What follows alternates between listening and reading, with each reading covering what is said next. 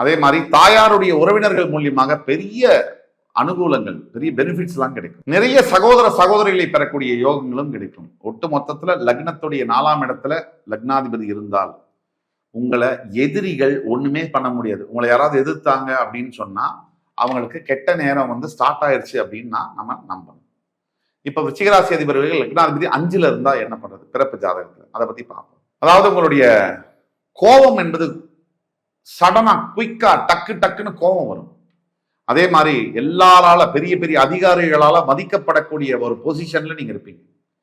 அதே மாதிரி அடிக்கடி உணர்வு பூர்வமா மனசு ரொம்ப வலிச்சு கண்ணீர் விடுறது போன்றதெல்லாம் நடக்கும். ஆனால் இதை கட்டுப்படுத்துவதற்கு தியான பயிற்சி முக்கியம். அதே மாதிரி முதல் குழந்தையுடைய ஆரோக்கியத்துல மிகவும் கவனம் தேவை. விருச்சிக ராசி நீங்க உங்க லக்னாதிபதி 5ல் இருந்தால் முதல் குழந்தையுடைய ஆரோக்கியத்தில் மிகவும் கவனம் தேவை. உங்களுக்கு ஆயுள் நீண்ட ஆயுள் இருக்கும். ஆனால் குழந்தையுடைய ஆரோக்கியத்தில் மிகவும் கவனம் தேவை.